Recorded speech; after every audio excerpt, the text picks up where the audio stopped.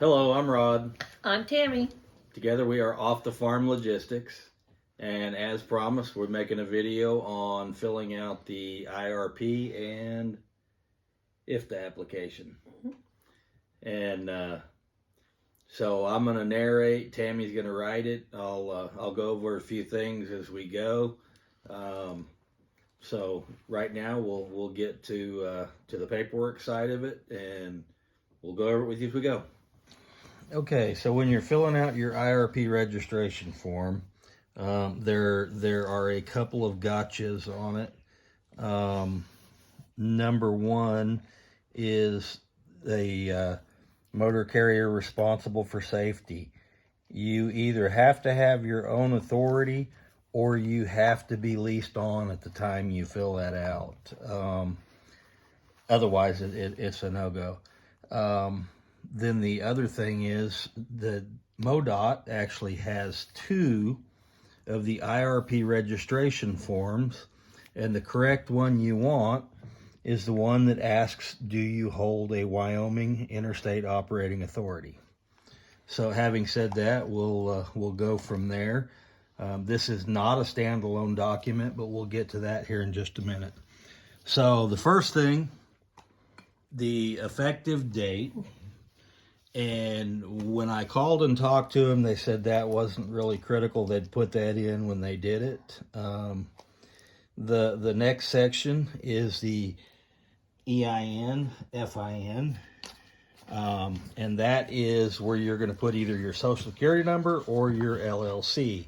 So for that, let's put in, we're doing some fictitious stuff here, 89-115-7269. And that would be our EIN that we got when we opened our LLC. And it would also be, well, not from our LLC. Once we open our LLC, then we go ahead and do the deal with the IRS to get our EIN number for our business. And then the next thing is the US DOT number, which we don't actually have. If you were your own authority, you would put it there. We are not. So transaction type is going to be new or renewal. We're going to say this is new. The account number's not something you need to fill out, nor is the fleet number. The registration year, let's say we've got a couple more days in this year, but let's say 2021. And then for the type of business, we want the FHL for hire lease. And I can't really tell you exactly why it went that way, but obviously not for hire, and in a hotshot world, not for hire private, or for hire exempt would not be for hire rental. I mean, so it's kind of obvious that's what goes there. The commodity type is going to be all. And then for our legal name, our fictitious business is Never on Time LLC.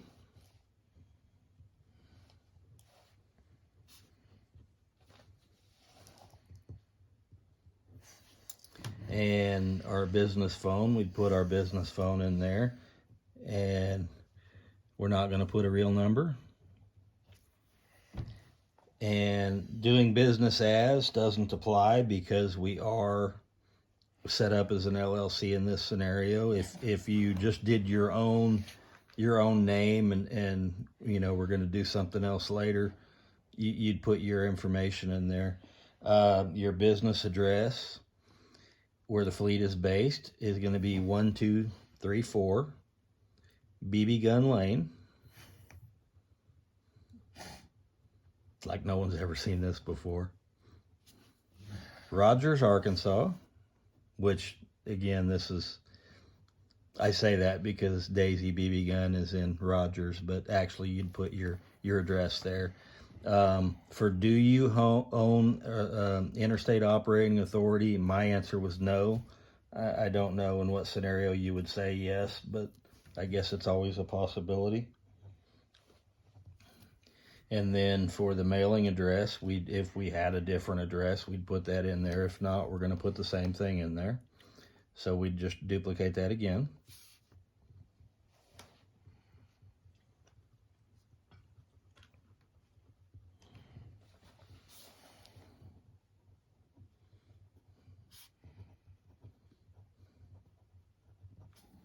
And then person of contact would be Billy, Joe, Jim, Bob.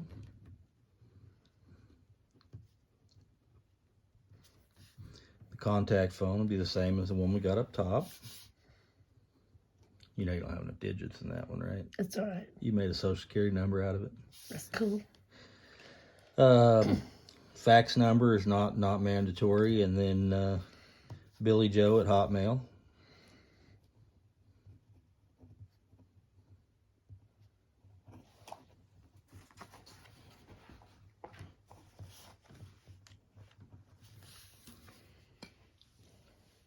The equipment number, when I called originally, they told me that I did not have to have an equipment number, that they would assign that. And then as it went further on down the line, they asked me to assign it. And this is one of those things that kind of bothers me. I gave my truck 001. And then when I leased on, all right, small emergency, we'll come back. Okay, we're back again. The emergency's over and the Coke's cleaned up. So, back to the equipment number. So, what bothered me about that was that I gave my truck the number 001, and then obviously when you lease on with the company, it's Heather Lease-Ons.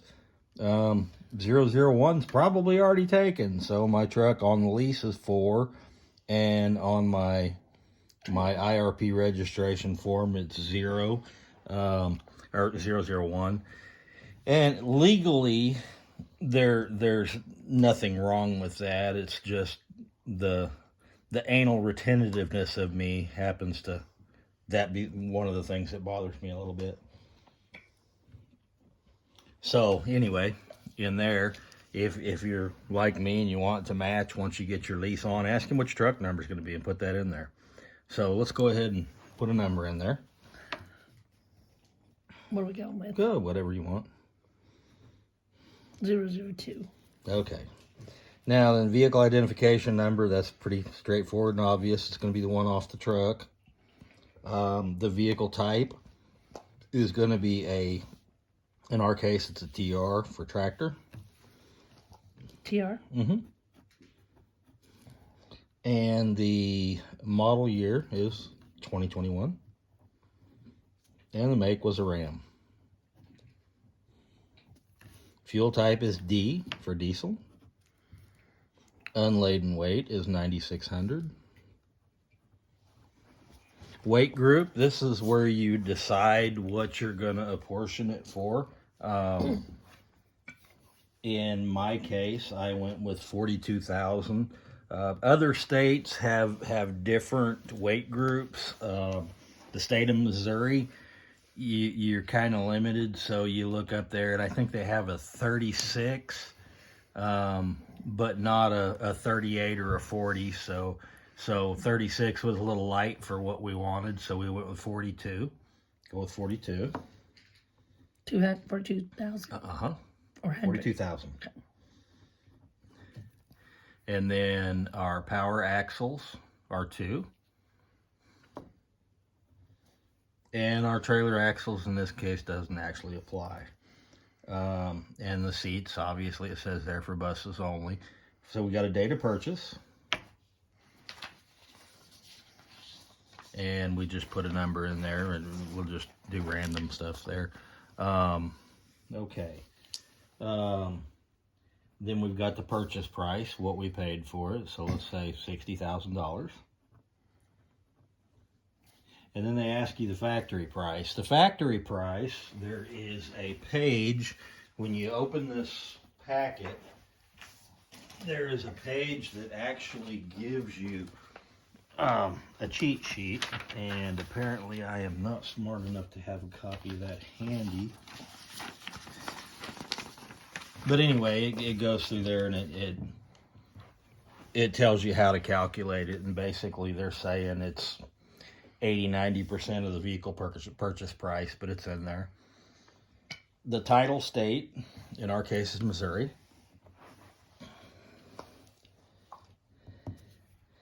And the title number, and that will be on your, so basically you go to the revenue office and you do an application for title, but you don't tag it. And then you use that title number they give you, and there you go. All right. Okay, and then is the unit leased, and yes, we did a lease. We personally own this vehicle, and we leased it to our business. So the name of the title owner was going to be Billy Joe Jim Bob.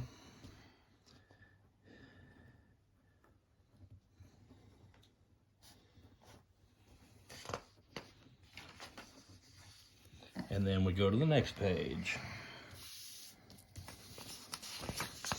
So our legal name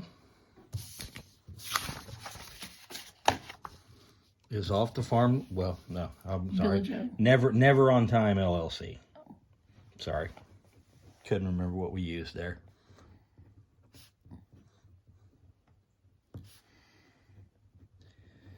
And again, if you were your own authority, you'd go ahead and put your DOT number there. Did we skip? Yes, we did. Sorry. Coming back here. This part's really important.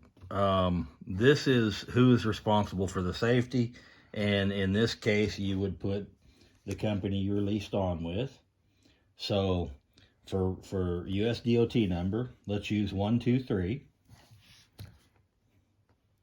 4567. And then for the tax ID, we're going to go back and use our EIN number that we got when we filled out our for our LLC. All right, so that's going to take care of that one. That's all that's required on that. We did that. We went over that. If we are coming out of another state that we had IRP on that we knew, we would need to go ahead and fill that out, but we do not. And then we want to do this weight jurisdiction. We want to put no. And then down here, we just sign and date Billy Joe Jim Bob and the date we're doing it. So that takes care of that. But now there are some other things you have to have when you do your IRP. And one of them is IFTA. So you fill that out. They come back to you and say you need this, this, and this. And IFTA is one of them. So for IFTA, so for registration year, we've got 2021. Again, we're going to put our same fictitious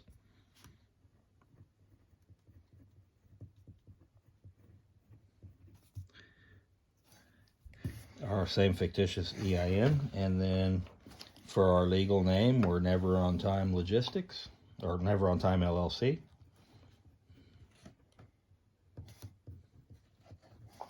There is no doing business as. Once again, we're going to do our 1234 BB Gun Lane.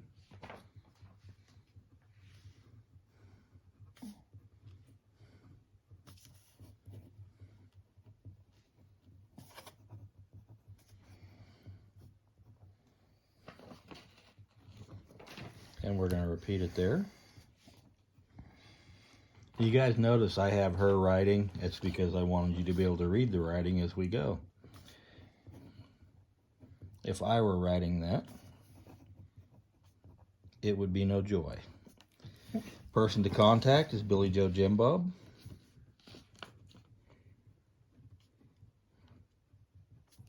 And the phone number is the same as the one we used up there. 444 23 1023. Not that anybody would answer because that's a social security number, not a phone number. And our email address, again, we're going to put the billyjoe@hotmail.com.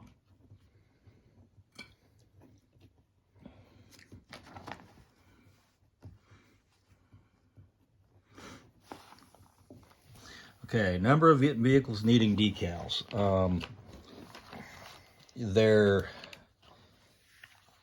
If you read there, the decals must reconcile with the number of trucks licensed and will be subject to an audit. So the number there, we've got one truck. In our case, we just got another truck, and they went ahead and sent me, or we haven't got it yet. We've got another truck on order, and she went ahead and sent me the 2022 for the next truck. And I pointed that out, that it has to reconcile, and she said it'll be fine. Just make sure you keep up with them. So the state of Missouri is really, really, really, I can't say this enough, really awesome to work with. Bulk storage, the answer is no. Now, if you were in a warehousing type business where you actually kept stuff on site, that would make sense to have there. The fuel, we're going to put a check mark in diesel. If you're putting a check mark in gas, you've got other problems because you don't have enough truck to pull what you need to pull. The type of Missouri license, and they give you some options, but Apportioned is the one we're choosing because we're doing it with our Apportioned tags. Is your vehicle in a lease agreement? And the answer there is yes. And then you would put the name of the company leasing it, which in this case is Never On Time LLC. And you go ahead and put the address in.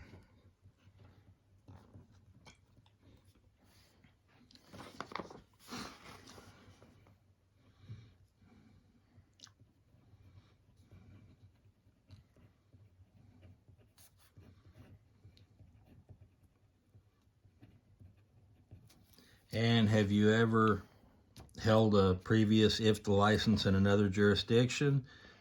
My answer is no. I'm sure yours is probably no as well, or you would probably not be watching my video because you probably already know all about it. And then the answer there is no. Is that license currently suspended or revoked?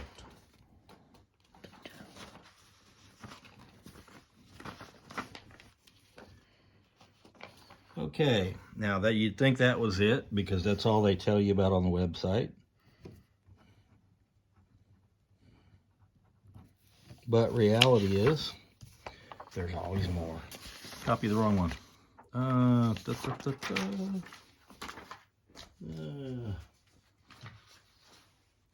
You guys starting to see a theme with my organizational skills. Ah, there it is. Okay, I got you, Mike.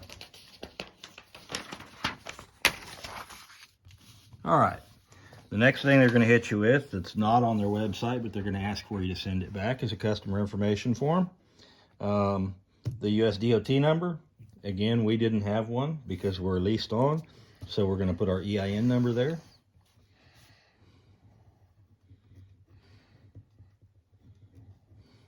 It's a lot of the same stuff, but they want their forms. Okay, and we're not doing that, and again, we're going to do the BB gun lane.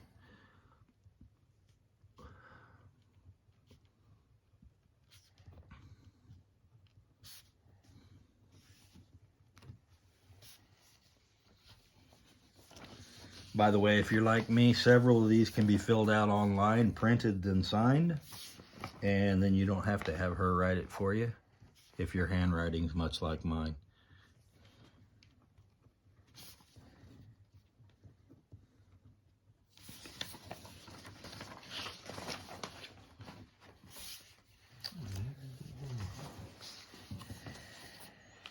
Okay, and then you put same as principal address, and same as principal address, and then contact is Billy Joe Jim Bob.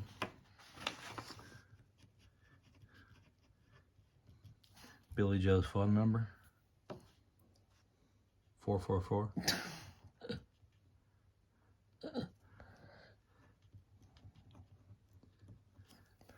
and then billyjoe@hotmail.com.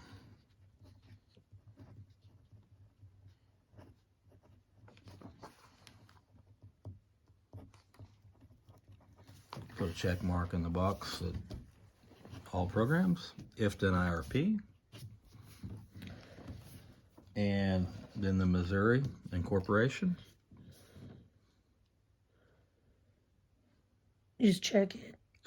You put Missouri. I'm sorry. Yeah. And then you put the date it was organized, which would have been beforehand. And then the charter number is going to be the LC number that they issue you when you do your articles of organization on your LLC. The principal officer is going to be Billy Joe Jim Bob.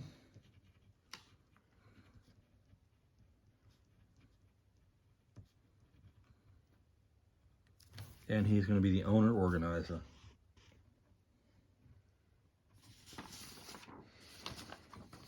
And then on the second page,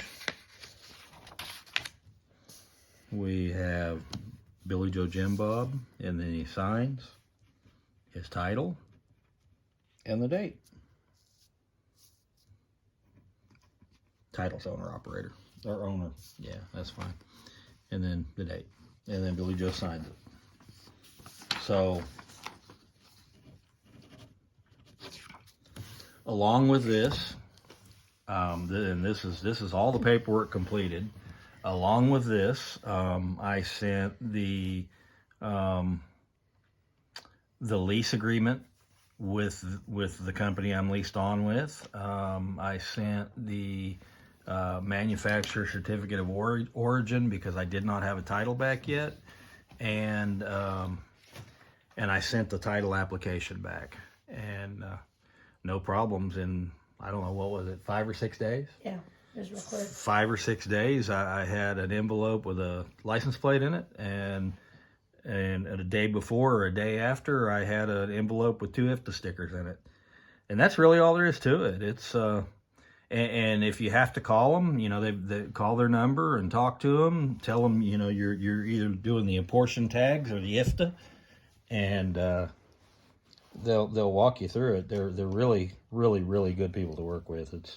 It's crazy that they're a government agency, but that's all we got for this video now. If you have any questions, put them in the comments below. I've heard other states are a little stricter, not stricter, a little harder to deal with. My mentor, he's in Texas, and from what he's telling me, it still takes a month to get IFTA stickers, but fortunately in Missouri, all that comes pretty quick. So with that, we'll say goodbye, YouTube. And like I say, if you have any questions, comments, or anything else you'd like to see and how we went about setting everything up, and put it in the comments below, and we'll try to answer them as soon as we can. Thank you.